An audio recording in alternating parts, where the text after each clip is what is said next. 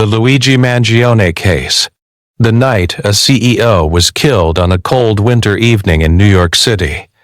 A crime unfolded that would shock corporate America and spark a nationwide debate about security, power, and motive.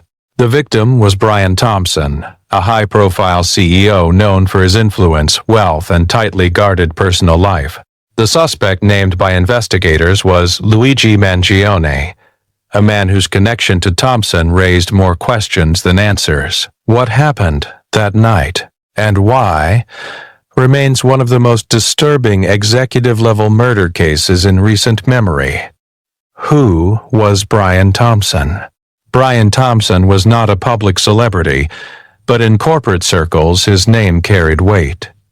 As CEO of a major U.S. Dash-based company, Thompson oversaw billions in assets and thousands of employees. Colleagues described him as disciplined, private, and intensely focused on work. He avoided social media. He traveled with limited security. And despite his position, he believed he was not a target. That assumption would prove fatal. The last day, according to investigators, December 20, 2004, began like any other workday for Thompson. He attended meetings, spoke with senior executives, and left his Manhattan office shortly after 7:30 p.m. Surveillance cameras captured him entering the underground parking garage of his residential building. He was alone. Less than 10 minutes later, a single gunshot echoed through the concrete structure. Security guards found Brian Thompson lying beside his car, suffering from a fatal gunshot wound to the chest.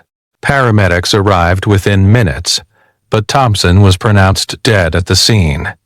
There were no signs of robbery. His watch, wallet, and phone were untouched.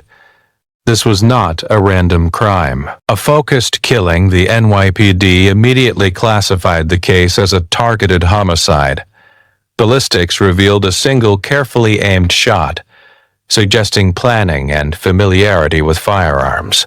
No shell casing was found at the scene, leading investigators to believe the weapon may have been equipped with a suppressor, or that the casing was deliberately removed. Whoever killed Brian Thompson had come prepared. Enter Luigi Mangione within days. Investigators publicly named Luigi Mangione as a person of interest, and later as the primary suspect in the case. Mangione, in his early 30s, was not a stranger to Thompson's world. According to court documents and investigative reports, Mangione had past professional and financial interactions connected to Thompson's company. Authorities have not disclosed the full nature of their relationship, but sources close to the investigation suggest it involved business disputes and personal grievances that escalated over time. Mangione was described by acquaintances as intelligent, reserved, and increasingly withdrawn in the months leading up to the murder. The digital trail, what ultimately drew investigators closer to Mangione, was not eyewitness testimony, but digital evidence. Cell phone data allegedly placed Mangione near Thompson's building on the night of the murder. License plate readers reportedly captured a vehicle linked to Mangione entering and leaving the area within a narrow time window.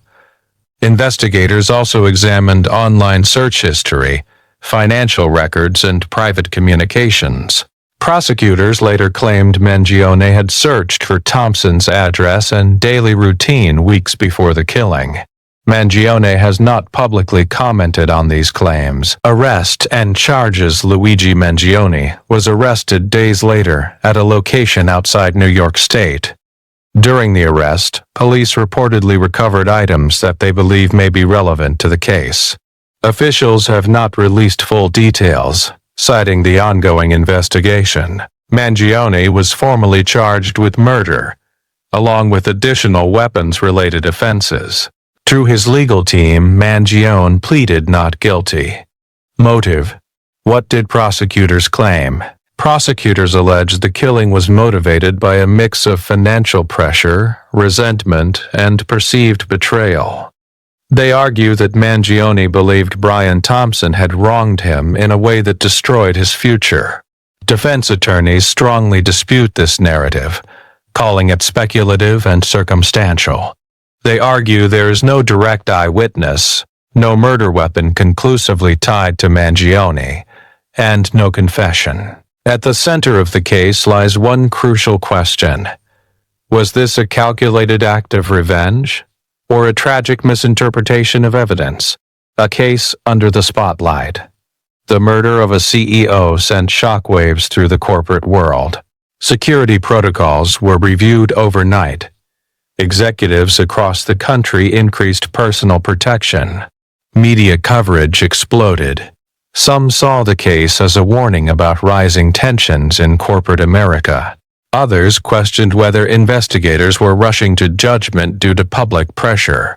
As the trial approached, public opinion became deeply divided. Where the case stands today, as of now, the Luigi Mangione case remains active in the U.S. justice system.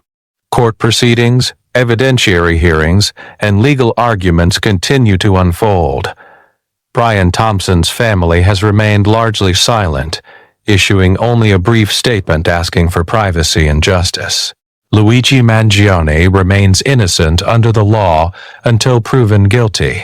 And the truth, what really happened in that parking garage, will ultimately be decided not by headlines, but by evidence. Why this case still matters. The murder of Brian Thompson was more than a single act of violence. It exposed vulnerabilities at the highest levels of power and raised uncomfortable questions. How safe are corporate leaders? How much pressure can conflict create before it turns deadly? And can the justice system separate fact from narrative in a high-profile case? For now, those questions remain unanswered. Disclaimer: this video/story is presented for educational and documentary purposes only. It is based on publicly reported information and investigative claims. All individuals mentioned are presumed innocent until proven guilty in a court of law. The stillness of the evening was pierced by the sudden wail of a distant siren. And so it begins, Clark murmured grimly to himself.